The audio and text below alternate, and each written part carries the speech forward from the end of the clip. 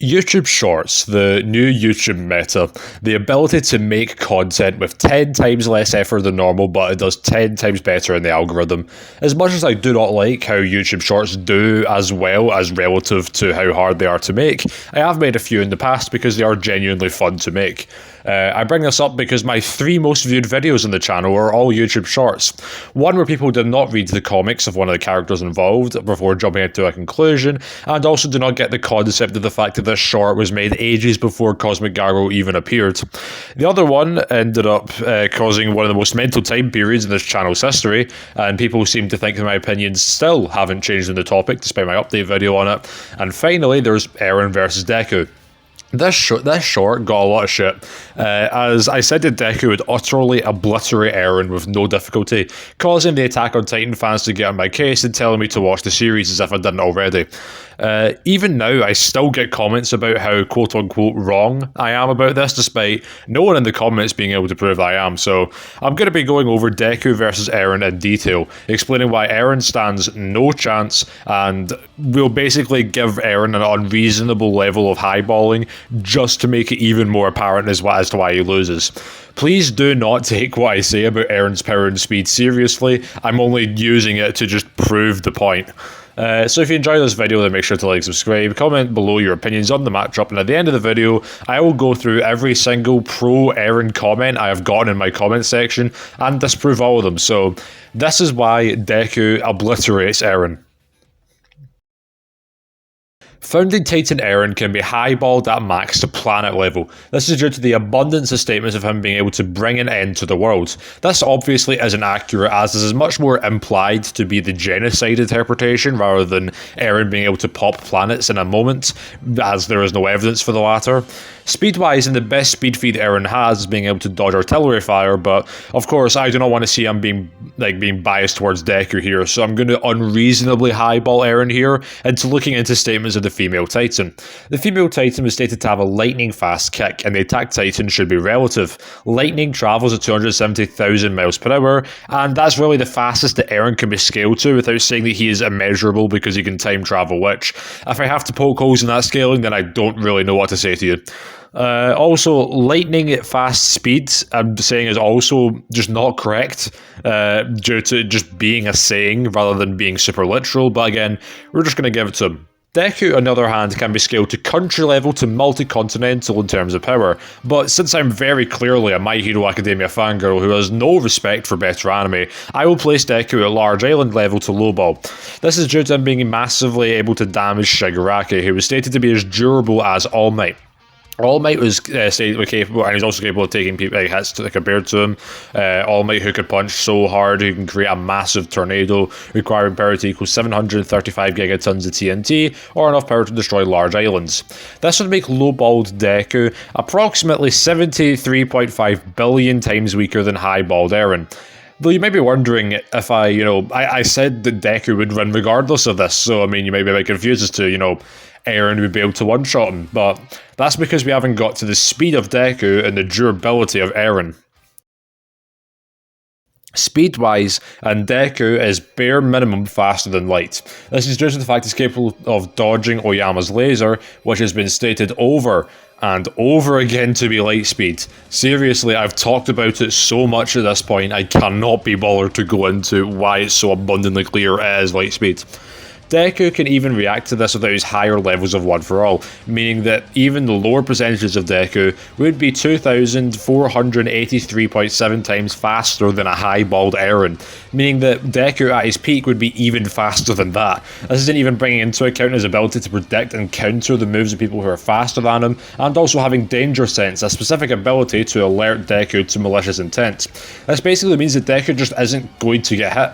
But, well, what about Eren's size? If, Eren is just so big, then, how can Deku really avoid the attacks? Well, Deku has the ability to perfectly fly and levitate, so he isn't exactly going to get crushed. But what about Eren's durability? If Deku can't deal any damage to him, even without his regeneration coming to play, then how's he going to kill Eren? Well, Eren's durability is pathetic, to put it bluntly. Pretty much this is due to the lack of durability feats for the Founding Titan. This isn't necessarily anyone's fault in Attack on Titan, as no one is on par with the Founding Titan within the verse, and thus the Founding Titan is stomping everyone, which means that they're not really going to have any good durability feats. They really scale to their potential attack potency that you can objectively prove. The only notable durability feat the Founding Titan has is tanking the Colossal Titan being summoned on it. Granted, this shook him up a bit, so maybe it's not as high as, or maybe this isn't his max durability, you could say, but since we have no real gauge for this, he should be vaguely higher than this level of power. This feat was calculated out to 524 kilotons of TNT, or enough to destroy entire towns. Impressive and all, but Deku's power is over 1 million times greater than Eren's durability. Even if Eren is 100 times more durable than the explosion that Colossal Titan creates, he would still be hundreds of thousands of times weaker than Deku's power. And with Deku's superior speed, ability to fly around, and being literally a million times more powerful than Eren's durability, he would just one-shot Eren before he could do anything. And this doesn't even go into the abilities as well. As for abilities, Eren in his human form is an expert in hand-to-hand combat, is a skilled swordsman, has low regeneration and social influencing, his transformation into a Titan, and has clairvoyance, being able to see the past dreams and memories of the Attack Titan's previous inheritors. He also has telepathy, as stated by Zeke. He can control other Titans, and with the ODM gear, he has limited flight. In his normal Attack Titan state, he has a Type 3 immortality, also expert in hand-to-hand combat, a higher level of regeneration, large size, body control. It can also control other Titans as well, but only if he comes into contact with someone who possesses royal blood. He also has resistance to heat manipulation. He's just unaffected by the Colossal Titan's steam. He has weapons creation, being able to create weapons and objects by hardening, biological manipulation, generating spikes from his body, and finally, Founding Titan Eren has, again, regeneration and immortality, large size, and body control, but he also should have mind manipulation and biological manipulation, being able to transform the subjects of Ymir into Titans at will. Telepathy is able to communicate with every subject of Ymir with the Founding Titan's power. Limited time travel through memory manipulation and perception manipulation via the paths. Now, for the sake of returning viewers, I will not go through every single one of Deku's individual abilities, but, let me go through each big ability Eren has and show why it's irrelevant. Firstly, the regeneration is a non-factor, as Deku would one-shot Eren before it could kick in. Secondly, while Eren is an expert in hand-to-hand combat, this doesn't apply to the Founding Titan, as it's just a moving wall, realistically, so Deku would have better hand-to-hand skill in this case. Thirdly, the steam that the Colossal Titans produce is pretty hot, but Deku is fast enough to get out of the way of it, can create massive air attacks to push it away, and can also resist extremely hot flames, meaning that even if it does affect him, he'd be able to move away from it fast enough before he could have any lasting damage. Eren's mind manipulation is also irrelevant, as Deku's outright resisted mind control. Eren's biological manipulation doesn't really matter, as it's more just another way to attack his enemies rather than change anything I've said previously. His large size is irrelevant, as Deku has not only fought people much larger than him, but can perfectly fly. His time travel is the only thing that Deku doesn't really have a direct counter for, but keep in mind that Deku would blitz Eren before he could do so, and Eren's never done this in a combat situation. Also, Deku can resist fate, and so you could just make the argument Deku could just ignore it. That might sound crazy to those of you that might have heard it before, so I'd highly suggest checking out my Deku video if you want more context. On the other hand, Deku has abilities such as being able to manipulate physics, creating a large amount of smoke to conceal his position, and has many ways of getting stronger, be it through Fajin or Rage Power, just giving Eren another nail in his coffin already.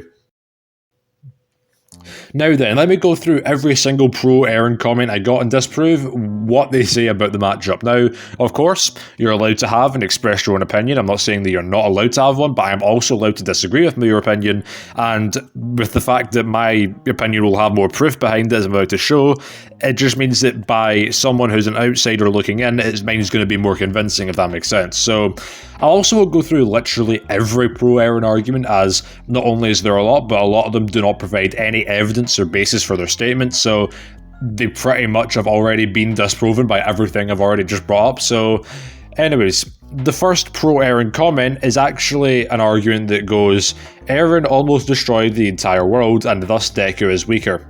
Not only have I proven that even with this line of thought Deku would still obliterate Eren, but that form of scaling literally makes no sense, and also is much more within the genocidal meaning rather than literally being able to destroy planets. The second argument is, in Season 1, Eren lifted a giant boulder that is bigger than himself, and Deku would not be able to lift that, therefore Eren's stronger. Lifting strength doesn't matter really at all in a fight. Just because I could say, lift the weight of a car, it doesn't mean I'd be able to punch as powerful as I could lift, and thus is irrelevant. Eren is smarter than Deku. Not only does this not matter, but the comments that this brings it up in disproves itself. Eren's intellect comes from him being able to see into the future, knowing what will happen, while Deku is just a literal genius, meaning that Deku is pound for pound smarter. There are too many Titans for Deku to deal with, and he doesn't know Eren's weak spot. Not only would Deku one-shot the Titans with no difficulty, but Deku is smart enough to know to attack the founding Titan first, or at least after he's killed the first few Titans, as it would render all the other Titans useless. Also, just because Titans have a weak spot, it doesn't mean that's the only way they can die. If Saitama punches a Titan in the chest, would a Titan survive that just because he didn't attack the nape? No, that's a no-limits fallacy. There's just simply nothing more powerful enough within the Attack on Titan verse that can take down a Titan without hitting its nape, besides general Titan brawling. So it doesn't mean it's the only way it could possibly die. Eren has higher durability due to being able to increase his own durability with hardening and regeneration. Just because Eren can increase his own durability doesn't make him more durable than Deku, as I have just proven. You would have to prove that, the hardening literally increases Eren's durability up to 1,000,000 times more to even just survive a single hit from Deku. Also, regeneration isn't durability. If you have someone who is just a regular person with regeneration and a character who can survive supernovas, the person with regeneration isn't as durable, as they wouldn't be able to take as much physical damage as the other character can. Meaning that in terms of durability, the character who, can take the supernova would be above it. It just means that if they are on par with each other, then the regular person would be able to deal with it better, since they'd be able to heal from the damage, not necessarily take the damage better. Eren can get a Titan to get one for all from Deku. The only way I could possibly see this happening is the, Titan's ability to take the ability of whoever they eat, but that assumes that Deku isn't strong or fast enough to avoid that, not to mention that one for all cannot be forcibly removed unless Deku wills it to be so. Eren could squash Deku. As I said, Deku could fly up is much faster and could avoid all of Eren's attacks. Eren is really trained in ODM gear. Considering this only applies to human Eren and neither of his Titan forms, this is pretty useless. Not to mention that ODM gear is stupidly slow, only being able to move at 1/3 the speed of sound, which would make Deku 2.6 million times faster. Not to mention that Deku has perfect control over his flight and levitation and can do it indefinitely, while the ODM gear doesn't quite have that level of control and will run out eventually. So even if it was more potent for Eren to use his ODM gear than his Titan form, he would use it in his fights and thus is irrelevant to this conversation. Eren has a better fighting style. Now, in his normal Attack Titan form or human state, I'd probably agree. But again, as the founding Titan, he's just a moving wall. Not exactly much room for martial arts there, I won't lie. Otherwise, you would be taking away Eren's strongest form of power and a ton of his abilities just to have him have a better fighting style, which, quite frankly, just isn't fair. Eren is more durable as Deku breaks his bones. Deku breaks his bones by using his own power, and can take attacks of people who are much stronger than Eren without that happening. Not to mention that even with broken bones, Deku can still fight flawlessly. Levi solos My Hero Academia. Yeah, I don't really know what to say to you there. Deku is one-shotting the strongest being in the verse with no difficulty, and therefore beats everyone else. I don't know how you came to this conclusion. Deku cannot destroy the world. Deku can clap Shigaraki in a fight, who literally has the same destroying the world statement that Eren has. So if we're being completely fair, then Deku would be just as strong as Eren, due to being able to beat up someone who's on Eren's level, who's also, able to destroy the world. So if you think it's absurd having Deku at planet level, then by this logic, Eren should not be planet level either, otherwise he'd be a hypocrite. Hell, even Deku in his lower percentages are stronger than Eren's durability, as he should scale to, if not higher than Todoroki at the beginning of the series, who was able to create a large ice structure easily in an instant.